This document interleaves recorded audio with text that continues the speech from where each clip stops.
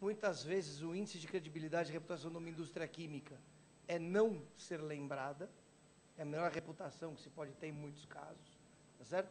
Em outros casos, quando você está no mercado de consumo de alta escala, como cartões, você tem que ser insistentemente lembrado. Gozado como reputação para um é low profile, silêncio e seriedade, e para outro é com seriedade, hard sell, posicionamento e diferenciação. E tudo isso está no escopo da reputação. Achei interessantíssimo compor esse painel com dois mundos tão diferentes. Mas só um detalhe. A gente não percebe essa história da indústria química, mas se a gente for parar para pensar, toda a grande inovação de sustentabilidade que virá daqui para frente na indústria verde passa pela indústria química. Toda a grande inovação que vier no ramo alimentar passa pela indústria química. Transportes passa pela indústria química. E matriz energética passa pela indústria química. Ou seja, está em tudo que nós temos e fazemos, mas a gente não percebe. É uma indústria habilitadora e por isso tão difícil de posicionar. Eu vou começar esse bate-bola, e aí é um bate-bola, e vocês, tendo interesse em interagir, perguntar, por favor, interrompam. A ideia é que alguém querendo perguntar para a Gislane ou para o Marcelo, por favor, sinta-se confortável. Mas eu vou fazer uma primeira pergunta aqui para o Marcelo, olhando um pouquinho para o Bradesco. Como é que funciona a questão da reputação no seu pilar credibilidade para uma marca que está exposta em todas as mídias, a todo momento, sujeita à avaliação intermitente de todos os stakeholders, num negócio que vive de reputação? Porque se começar um bafafá de que o Bradesco vai quebrar e todo mundo acreditar nisso e tirar o dinheiro que tem do Bradesco, o que acontece com o Bradesco? Quebra. O Bradesco quebra. Então, o negócio que... E a gente tem histórias no Brasil de bancos que quebraram por causa disso. Porque se criou um fato não tão verdadeiro de que o banco ia quebrar, todo mundo com medo que ele quebrasse, foi lá e tirou o dinheiro. Uma indústria que vive de reputação como um banco. Como é que funciona essa dinâmica, Marcelo, de gerenciar aquilo que praticamente permite com que vocês exerçam a atividade fim, que é ser banco? Olha, Daniel, isso aqui dá para fazer uma preleção de umas 2 horas, né? Tá certo? Na realidade, o banco, né, por princípio, ele vende credibilidade, ele vende confiança. Tá certo? Então, qualquer banco, o Bradesco, o Itaú, o Banco do Brasil, tá certo? Né? Um banco internacional qualquer aí que vocês possam imaginar, né? Os bancos têm como princípio de sua atividade a alavancagem, tá certo? Então, você não pode sofrer, tá certo, qualquer arranhão na imagem em relação ao grau de solvência que você tem na organização. Então, esse é o primeiro ponto. Tá certo? Então, isso é indiscutível, essa é a premissa básica. Né? Eu tenho solvência. Tá certo? Então, eu faço bem o meu crédito. Por isso que eu tenho de conceder bem crédito. Aliás, eu participei de um debate há pouco tempo atrás aqui, também aqui no Transamérica, com um tema de crédito e cobrança, que passa por isso que a gente está falando aqui. Tá? Gestão, credibilidade e relacionamento com o consumidor. Né?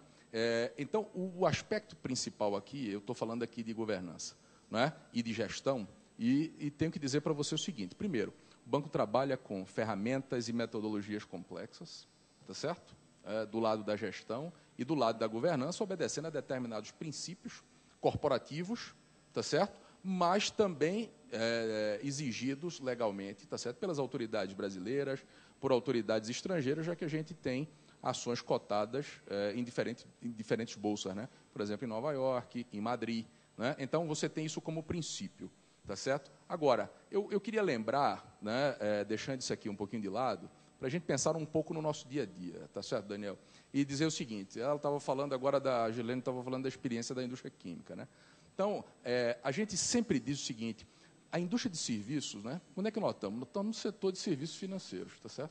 O que é que a gente faz? O Trabuco, o presidente do banco, ele gosta de dizer: banco é feito de tecnologia e de gente, tá certo? Onde é que está a nossa linha de produção? A grande pergunta é essa, né? Onde é que está a nossa linha de produção? Diferente da linha de produção da indústria química e dos desafios que você também colocou aqui agora, a linha de produção de uma empresa de serviços, ela é feita ao vivo e a cores, tá certo? Em tempo real, na frente do cliente, tá certo? Então, essa é a nossa vida, né? Na hora que você vai fazer uma transação financeira, você está na linha de produção, tá certo? Para você receber a entrega.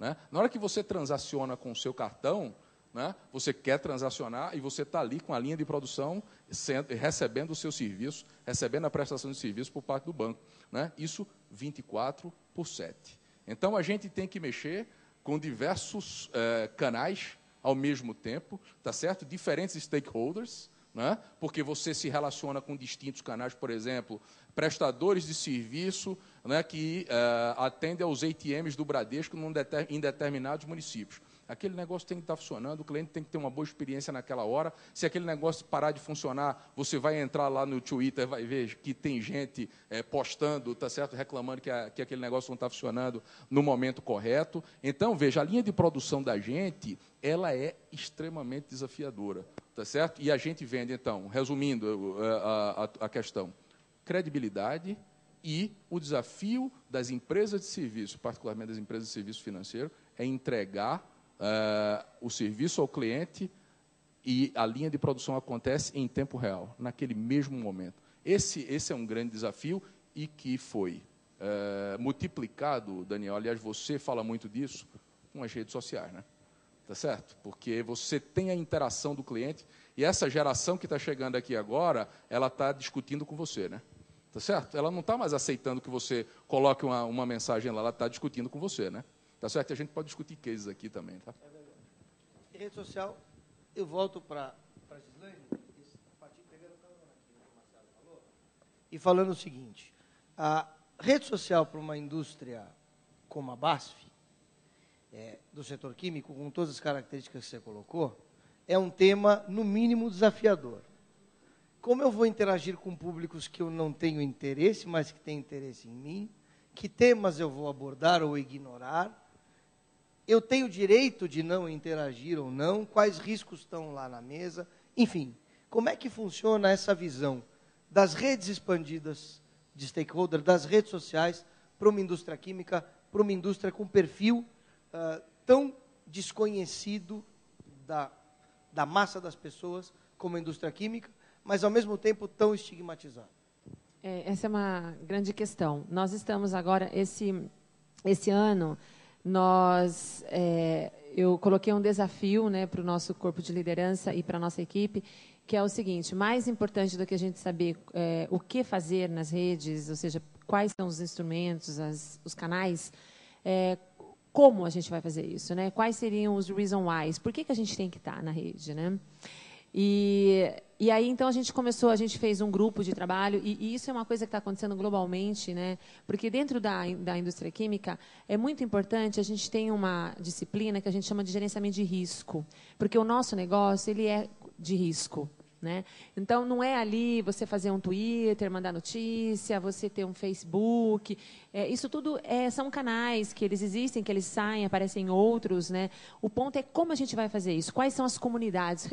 Relembrar um pouco conceitos de públicos, né? Porque a gente tem ainda os públicos interno, externo e misto, mas eles estão hoje redimensionados, ou seja, são as comunidades, são as tribos. O que elas estão falando sobre isso, independente de geração. E, então, esse ano, a gente começou a fazer um trabalho muito forte dentro da organização no Brasil. É muito importante, porque dentro do Grupo BASF, globalmente, nós temos as ferramentas, temos o YouTube, temos o Twitter, temos o Facebook, tudo bacana, que é canal. E aí foi lá para o canal, usando os canais, abrindo os canais, e a gente tem algumas áreas de negócios, como o Daniel colocou, que são mais assíduas, precisam de estar ali na linha de frente com o cliente, com o consumidor. Então, trabalharam canais muito específicos.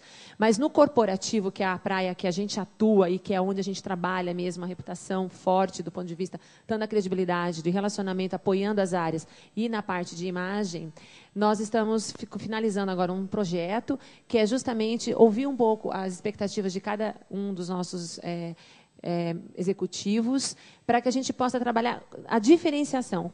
Qual seria os interesses, né? Quais são as comunidades que nos interessam? E o que a gente vai fazer na rede? Não só ir, mas o quê? Como, né? Porque eu sempre brinco que na cultura alemã é diferente da brasileira, que as duas juntas elas se mesclam muito bem, que é assim, mais importante do que fazer é como a gente vai fazer, né? E essa parte do como, às vezes, ela demora um pouco mais, porque você tem que fazer um planejamento. E uma das coisas que a gente vem discutindo muito forte é que nem tudo, acho que o Marcelo colocou bem, ele é uma empresa de serviço, que a operação dele é com as pessoas, é com a confiança, e não muda muito na indústria, no nosso negócio, porque o nosso negócio, tá bom, é lá produzir, eu tenho a fábrica, mas também é na confiança. Por quê?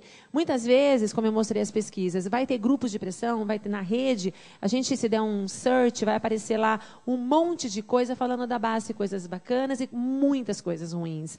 E a pergunta é, nós vamos atacar todo mundo? Nós vamos começar a questionar as pessoas? Não, porque nós não discutimos crença e fé. Quando a gente fala de biotecnologia, por exemplo, que é um campo que a gente está trabalhando fortemente, a gente está falando de crença e fé. As pessoas acreditam no que elas acreditam. E nós não podemos entrar numa discussão pragmática, entrar com pragmatismo, né? Então, a gente tem que... A atitude de simplesmente monitorar e o que fazer, muitas vezes pode ser, não vou fazer nada. E isso não vai afetar a minha reputação. Porque eu tenho outros mecanismos, e aí eu volto de novo, gente, lá no conceito de público, volto lá para o nosso funil. É o relacionamento que vai fazer com que a gente perdure com a reputação. Claro que as mídias são muito importantes. Não estou aqui dizendo não. Mas tem que olhar com cuidado, porque senão a gente entra numa pressão que é nos colocada, e aí sim você coloca em risco, ou seja, a tua reputação, porque você vai querer responder para tudo e para todos ao mesmo tempo, e aí você vai ficar louco. E aí não é legal, porque eu acho que a gente precisa realmente entender este ambiente. Eu acho que esse é o processo que a gente está agora, Daniel, aprendendo, entendendo, a gente está ouvindo muitas pessoas internamente, conversando muito com o mercado, né, para a gente ter. Então, a gente até o final do ano, a gente finaliza a nossa estratégia de mídia social na América do Sul, e vai ser um best case para a base globalmente, porque a gente entende a comunicação uma forma mais integrada nesse sentido. Fica à vontade. Muito boa a explanação aí, viu, Gislene? Eu acho que você tem toda a razão de não responder, né, a todos os pontos. Agora, surge um desafio, que é isso que a gente tem discutido, né, e até na montagem da apresentação a gente estava refletindo sobre isso. Você veja o seguinte, aquele case daquela companhia aérea, do violão, né? Você lembra bem, Daniel, né? Então, o que acontece? Olha, eu não vou responder a isso, não sei se todo mundo conhece esse case, de uma determinada companhia aérea americana, não é? Que uma pessoa estava com sua banda viajando de um lugar para outro, e aí ele viu que o violão dele tinha sido jogado na esteira de uma forma grosseira, tá certo? E que o violão poderia ser danificado. Me parece que ele desceu numa conexão e viu novamente o violão ser jogado na esteira. Então, ele fez uma reclamação novamente para a companhia aérea, que não deu a atenção devida. Quando ele chegou no destino dele, ele pegou o violão dele e olhou que o violão estava danificado e ele ia tocar nessa outra cidade americana. E o fato é o seguinte, ele entrou pedindo a indenização da companhia, que não indenizou, acho que um negócio era de um valor de $3.500. O fato é o seguinte, esse cara entrou postando isso aqui na internet, né? Isso tomou conta da web, foi visto por mais de 8 milhões de pessoas, né? E tomou uma proporção, né, que a empresa perdeu o controle, entrou fazendo uma proposta de indenização altíssima para ele, e ele se recusou a pegar a indenização, e ele ficou famoso pelo negócio. Veja o desafio que se coloca agora para as empresas, tá certo? Quando você tem uma rede social, que até então, por exemplo, o consumidor ele não conseguia se mobilizar para enfrentar, por exemplo, uma discussão num Congresso Nacional. Agora, pelas redes sociais, o consumidor pode se organizar por meio de grupos, né, e discutir no Congresso Nacional, diferentemente, por exemplo, de determinadas entidades empresariais, que se organizam e vão discutir num determinado âmbito qualquer tipo de assunto. Então, veja, agora as empresas têm um desafio, né, que supera, eu falei aqui do fornecedor, eu não estou vendo o fornecedor do meu fornecedor, tem outros cases do gênero, né, Daniel? Então, e você deve ter isso na tua indústria, muito mais do que a gente. Então, o fornecedor do fornecedor que tem trabalho escravo, que tem trabalho infantil, olha o nó, tá certo, para você desatar. Então, eu acho que tem um ponto aqui que eu queria fazer, no final das contas, é dizer assim, será que efetivamente eu devo responder ou não devo responder? Antigamente, a gente fazia isso com muita propriedade, né? É melhor não responder a esse assunto, porque isso não faz sentido, é uma pessoa localizada ali. Agora, com as redes sociais, isso pode tomar uma dimensão que a gente perde o controle, né? Então, é esse desafio que estava, inclusive, na última tela da apresentação, que é a interatividade. Então, esse negócio, eu posso dizer para vocês o seguinte, as empresas estão aprendendo a lidar com isso. né? Eu acho que a gente ainda não tem um conhecimento pleno de como lidar, né, com isso em sua plenitude. Tá?